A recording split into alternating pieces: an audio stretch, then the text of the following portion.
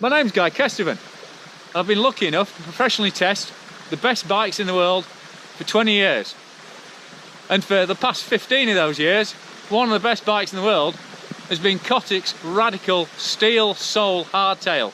And today, we're not only riding the latest bang-on trend Cotic sole Generation 5 hardtail, we're also testing the original Cotic sole from back in 2002. That's Guy from Cotic there. He's built it up with fully retro componentry so he can back to back this absolute classic, genre-defining, game-changing bike with what may well prove to be another ultra-radical, genre-defining bike. Okay, let's get on the trails around the High Peak and crack on. So here I am, behind inch diameter bars. That's 9-speed gears clattering around. 8 speed, sorry Si. Oh, yeah. And that thing under my left hand thumb, that's not even for a dropper post, because there weren't any dropper posts. But this bike still feels amazing. You know, this is why this bike was such a hit, because there was nothing like it when it came out. Just that combination of radical geometry. I mean, it could take a 125mm fork. That's crazy talk back then. Still ride with this beautiful elasticity and life. And Si's got this phrase about breathing with the trail.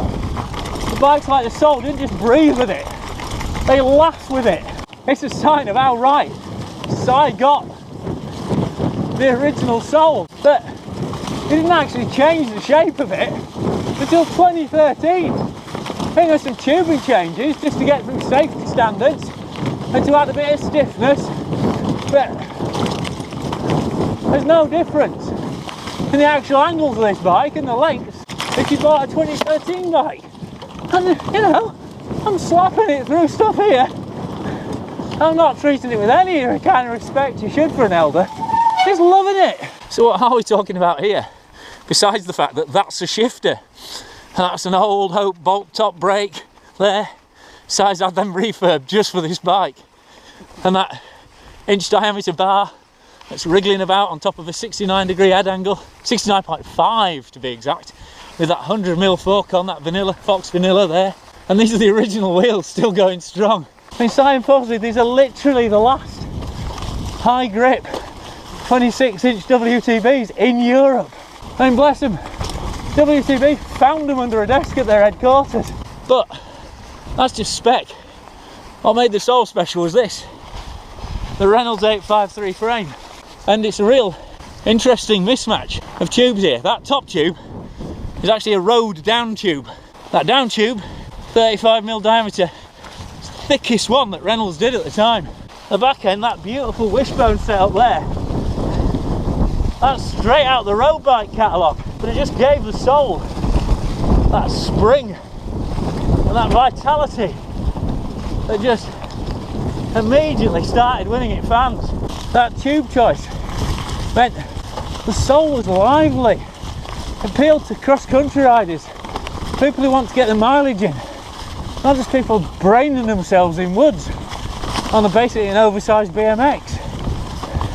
It was alive, it was light, and it ushered in a whole new era of really responsive trail bikes made from steel. I mean, obviously there are some big changes to the brand new Generation 5 Cotic. Not least, look at the length of that top tube.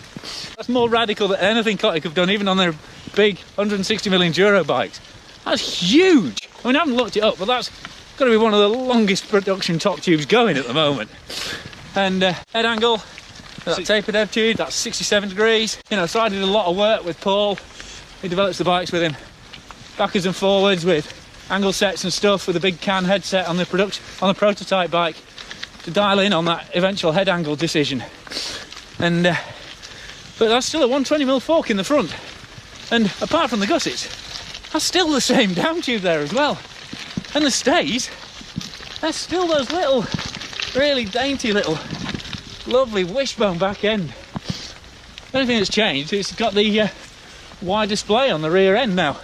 You come off the Solaris Max, the Plus bike, so it's got room for a 2.6-inch tyre in there.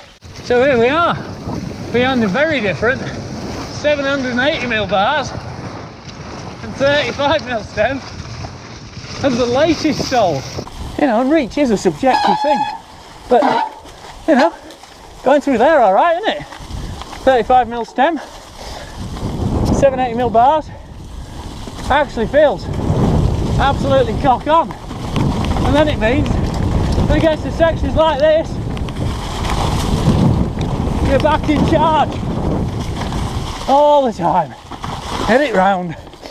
Here we go. Gets down here. Get those tyres. Oh, what a drift! But it holds it. So it's got that poise, it's got that balance. And then we're off. Oh, that flick there.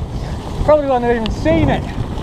Beautiful. It'll just pop, flick, collect. I mean, the awesome thing about the sole, always this muscularity that the frame had. Not some, you know, over-pumped kind of weightlifter stiffness, macho strength. This real sort of gymnast, this liveness. And it's still got that in spades. Just feel it through the soles of your feet. It's just everything the sole has always been in terms of smoothness. And just that forgiving reason, that reason you buy steel, no alloy.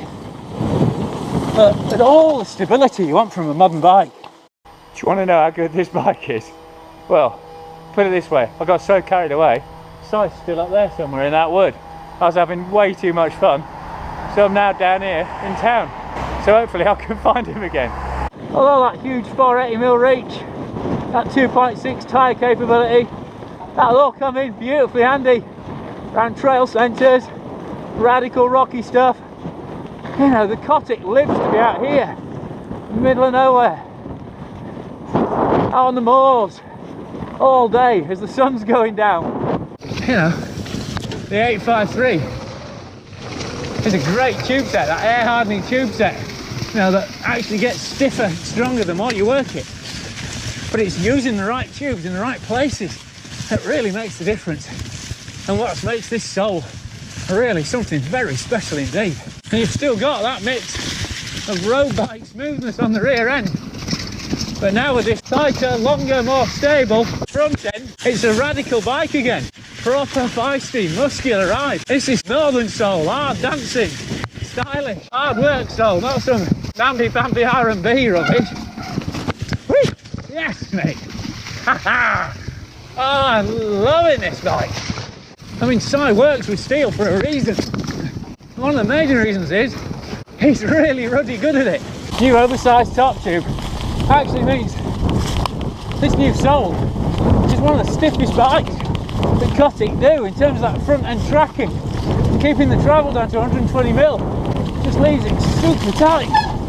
Oh yes! So it's just a bike that urges you on, pushes you on. More gears, more speed, more cornering angle. You know, and if you're not sure what all the fuss is about all this new school progressive geometry, what it just gives you, it's just masses of time. Seems like you've got forever. If the tyres start sliding, you can just bring them in. Hey, even tracks you don't know. Hey, it's so stable. It's still got that agility and that confidence you need to properly hit stuff flat out. A front wheel flash out isn't just terminal automatically. You can drift it like you can drift a back tyre. You can just rank it over, bring it back in on that short stem. Just so easy to play with. But this bike's just totally confident. Even when the front tyres slid and I thought I was a goner, off it goes. Whew! Yes, mate. Ah, soul. You properly have captured the soul of mountain biking. What a great day out this has been with Si again. And what another great bike to add to the Cotic range. Chapter 5 of the Soul story is a very, very exciting one. Very exciting indeed. The bike I've been riding today is the Generation 5 Cotic Soul in gold spec. That's the XT based spec, but with some Go custom upgrades. But you know, the real magic in the Cotic is, you know, as much as Si puts together a nice build and a range of nice builds, is the frame set. So we're going to nip back to the workshop now, get Si to pick up a frame and talk us through it, and talk a bit through the history of the frame as well, if we can, while we have a brew.